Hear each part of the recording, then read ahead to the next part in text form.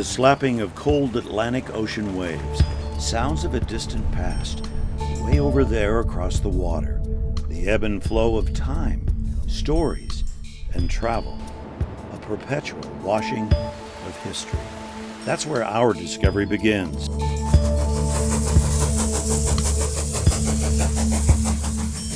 It's a family tale of horses, cowboys, bank robbers, and redemption. A dusty mystery, an amazing ride in the Old West.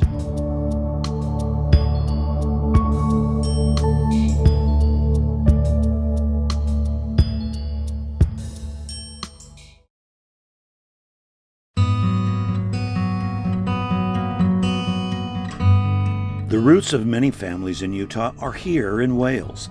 Family connections to mining, music, and now a direct link to the Wild West. And Butch Cassidy and his gang, the Wild Bunch. The tired but true chapter of life in the 1800s included copper mills which chugged, coughed, steamrolled Wales to the top of the industrial world, producing pipes, wiring, ingots, tools, and coins. The smelter houses provided jobs, family paychecks, and communities grew. But then, workers started getting sick, and more workers started getting sick, until the shiny copper industry commenced tarnishing the society it once lifted to the very top. The lifespan was very, very short. The expectancy was around about the 50 mark. And the Lando and the Avod, my parents used to tell me how poisonous the fumes were in that area.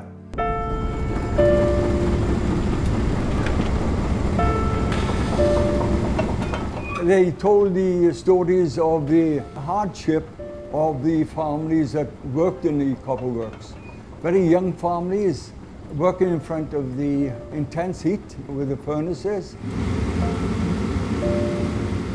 Mainly the amount of beer that they consumed to quench their thirst after they worked tremendously hard and well deserved a drink. Cold beer might have dulled the daily grind for the copper mill worker, but it couldn't wash away the longing for a better way of life. Out there somewhere, there had to be a better place.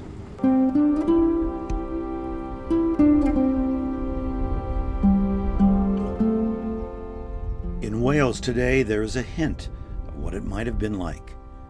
Beautiful, good horses, ranch life, gentle rolling hills. So yes, there was a ride out from the stifling way of life.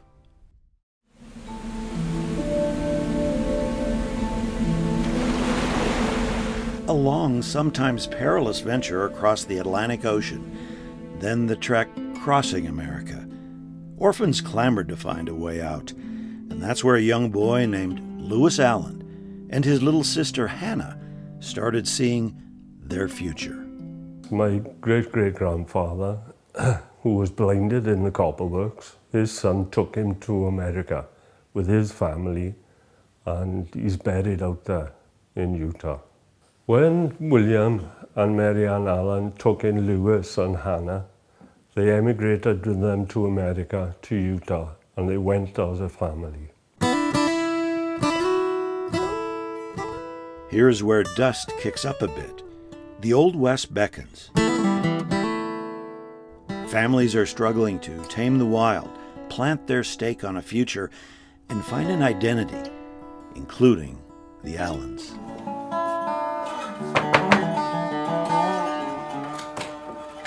Hey, Vicki, James. James, how are you? Doing well, thank you. In.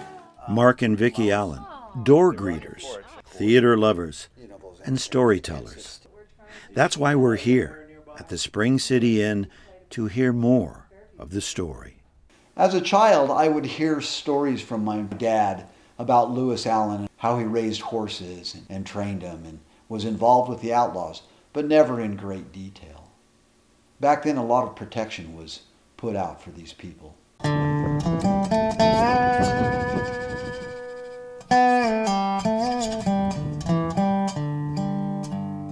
Mark Allen is saving history, his own history.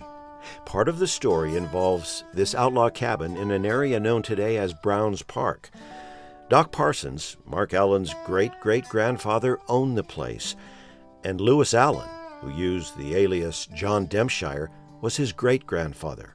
Those men, along with Butch Cassidy and the Sundance Kid, and a lot of other bandits, used it as a hideout of sorts.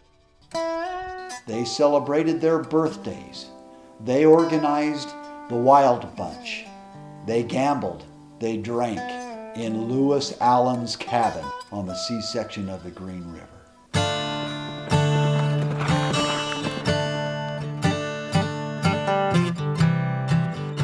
Imagine it. Inside this cabin, sounds of clicking spurs, spinning chambers on a revolver or two, and whispering voices planning the next robbery.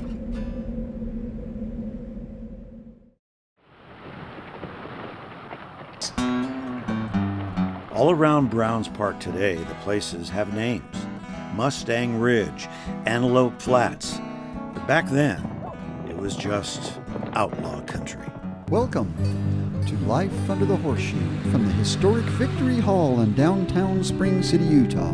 This week we have a special program for you. It's dedicated to the great American cowboy.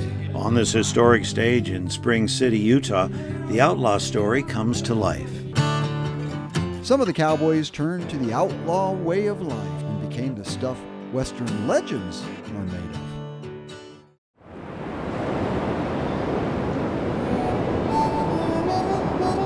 I have a family across the ocean in Swansea, South Wales. I have relations there that didn't come over, that stayed there, that are still there, that I want to meet. I want to talk to. I want to embrace. I want to tell them what happened. This is a photograph that was taken in 1903 in Lone Tree, Wyoming. This is Lewis Allen right here in buckskin. He's got his family and he's ready to move to a new settlement that is going to be eventually called Pinedale, Wyoming.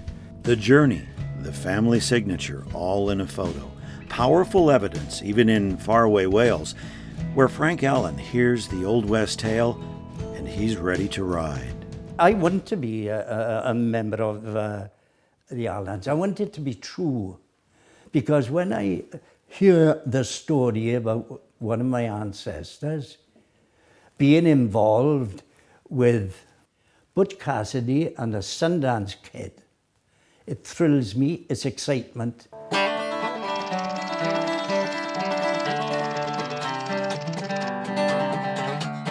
This history outlaw is America, and it needs to be told, and it needs to be saved and preserved. And that's the problem, is it's so easy to brush it underneath the rug and just forget about it and just say, well, yeah, they were outlaws. It never, it happened, but we're glad we're past that part of it.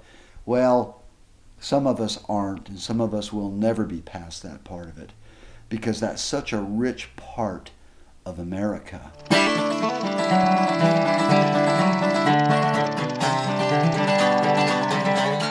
The Allen saga continues.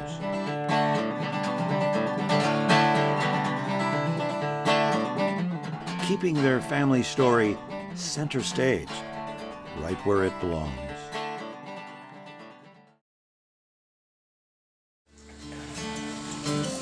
Anyway, this is the story of Robert Leroy Parker.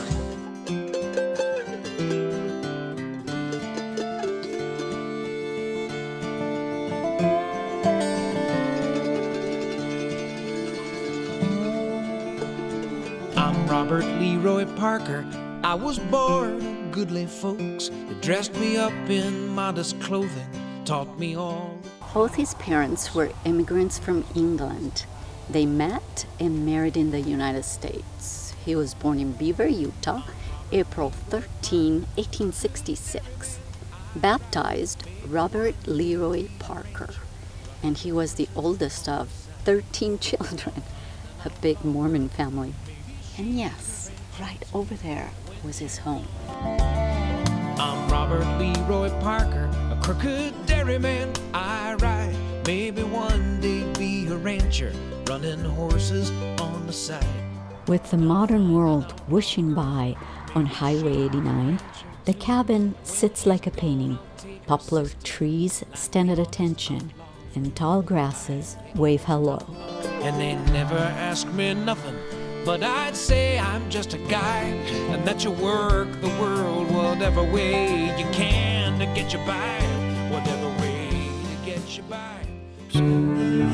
Just up the road is where Douglas Allen teaches school. Life is full of unfair situations.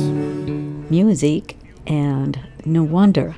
He found history in the neighborhood pretty compelling. We're looking for Robert Leroy Parker. You know him? That would be me.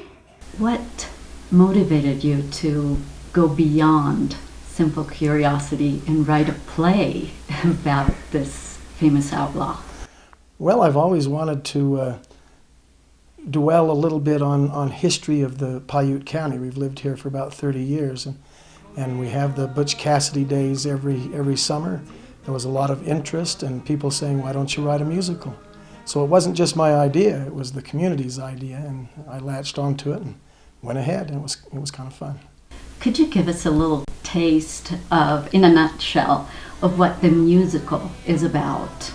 The musical's about Butch Cassidy and his family, both his present family as he was growing up, and his family, his grandparents, his aunts, his uncles, as they came across the plains with the hand carts into the Salt Lake Valley. And many songs, many stories, lots of laughs, lots of fun. Okay, this song is called Do to Them Before They Do to You.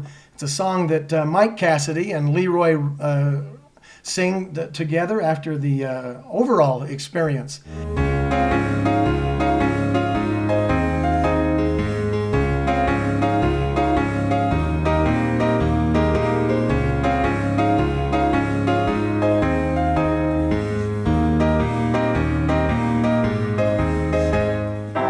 Sings, I understands what makes an altercation. And I'll head out across the mountains, all them cattle I'll be counting, looking for the ones not branded, and I'll bid this place adieu. You don't have to be in church to know you only reap what you sow, but there are folks in this world who don't live the golden rule. Just remember, do to them before they do to you. Sometimes you have to do to them before they do to you.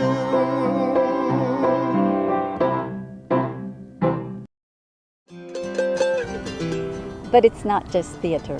A pair of blue jeans and a piece of pie. That's how it all really started. A fascinating and delicious slice of history. And I'm headed for a fine career. I'll start here by and by. Gonna steal me a pair of blue jeans, help myself to a slice of pie. The young Parker, just 13, may have been baptized a Mormon, but his baptism into crime was for stealing from a store. He was arrested, then let go, but the path was chosen. Cattle rustling, bank robberies, and the wild bunch. Well, that ought to do it.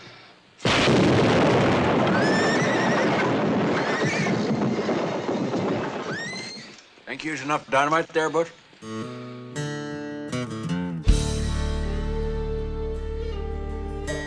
Down this quiet hallway, inside this intriguing shop of collectibles, buried in boxes and under files and folders of artifacts, more of the story. And this man, a well-respected expert, and yes, a distant relative. Well, he was a bandit, and he was an embarrassment to his mother. I think it put his mother in an early grave, frankly. But, you know, the fact of the matter is that he was known as, I don't know, a happy bandit or whatever. I mean, he didn't kill anybody, you know? Woodcock, what'd you have to go and do something like that for? Well, Butch, you blew the last one so easy, I just had to do something.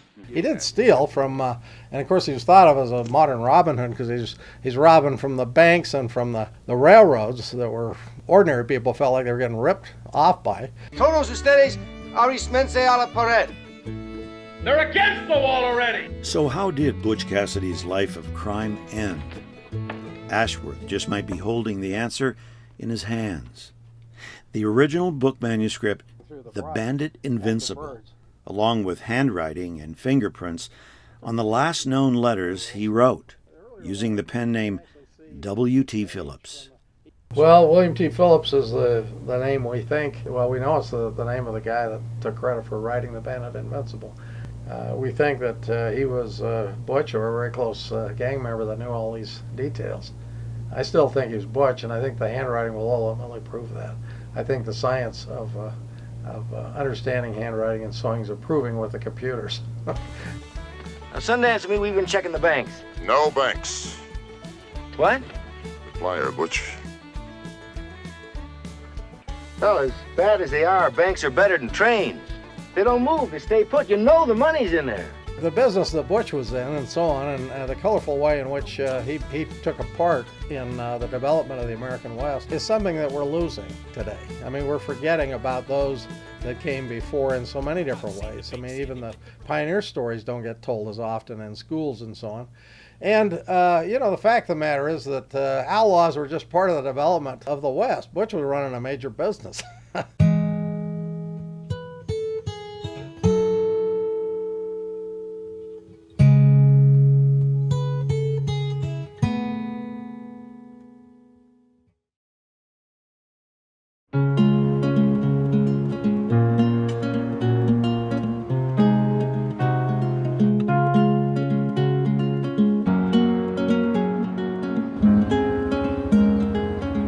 Here's a treat and a mystery of sorts. The old Pines Hotel here in Marysville, Utah. Well over a century old, still in operation. You can get a room here with a Western theme. A fishing hole room, a miner's suite, even the Zane Grey room. That's supposedly because the author worked on Riders of the Purple Sage when he was down in these parts. But there's no outlaw room, even though word is Butch Cassidy spent at least one night here. All along the historic corridor and Highway 89, you can find pieces to the Butch Cassidy puzzle. Motels proudly bear his name, and no vacancy seems to flicker more than not during warm weather months. Postcards, posters, and signs let the visitor know you're in Butch Cassidy territory.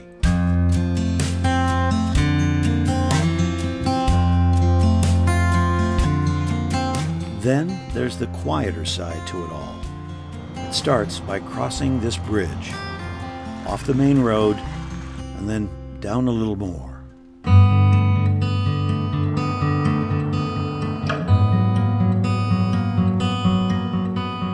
This quaint little town is really just a ghost town now, but there is history worth remembering down here by the Virgin River. Without proper care, though, any story can disappear quickly, like a lizard in the dust. At first glance, this place doesn't seem like very much. A handful of old buildings, dirt roads bringing you in here, and on the hill, that's where the cemetery is. Not much else. Not a gift shop, not a single kiosk, and of course the parking lots, they're not paved either. But perhaps that's how this place should remain.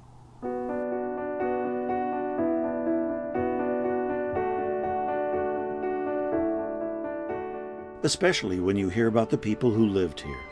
The cemetery tells part of the story. Tuberculosis, diphtheria, and scarlet fever swept through here with abandon. Indian wars left a mark, and floods took their toll again and again. Then there was a swing accident in February 1886 that killed 14-year-old Loretta Russell and 13-year-old Elizabeth Woodbury. But long after most people moved out of Grafton, Utah, it was reborn on the silver screen.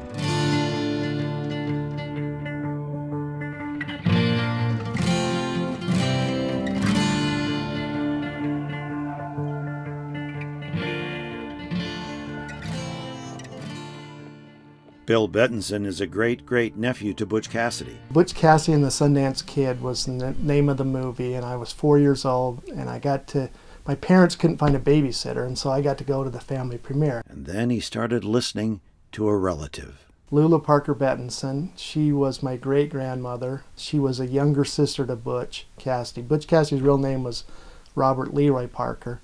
He was the oldest of 13 children, and she was 9th of 13, but she outlived all of her siblings. She was the last surviving member of her family.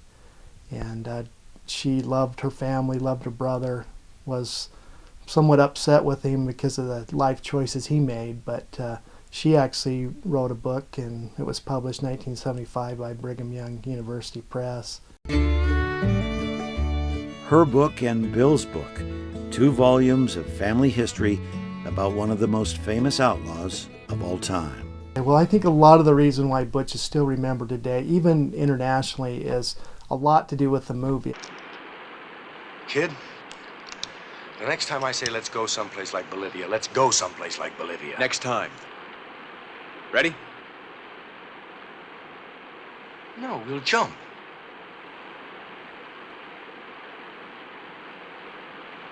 Like hell we will.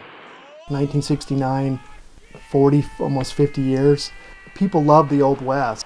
And Butch, I think, stands out amongst the outlaws in that time because he had a lot of goodness in him. He was raised in a good family, and he helped a lot of people.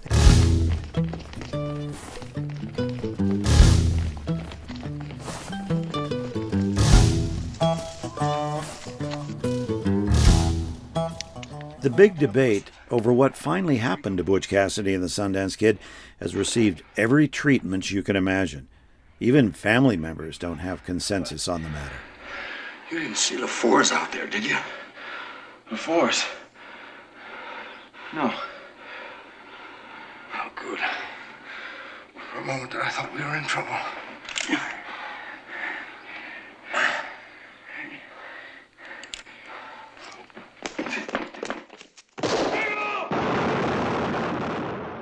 My take personally on Butch Cassidy's demise is that he came back from the South America. I mean, I personally knew his sister and heard from her of the account of him coming home and visiting the family. So even with all the study I've done and research over the years, I have not found anything that would dissuade me from believing what she told me as a kid. And I'll probably stick with that. And the pale wildflower with its stems light blue. Once a year for a few short hours, descendants of families who lived in Grafton bring the town back to life.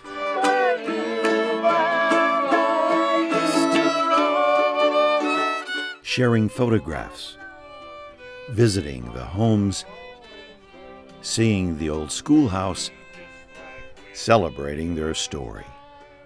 Then it all disappears, making room for the quiet again.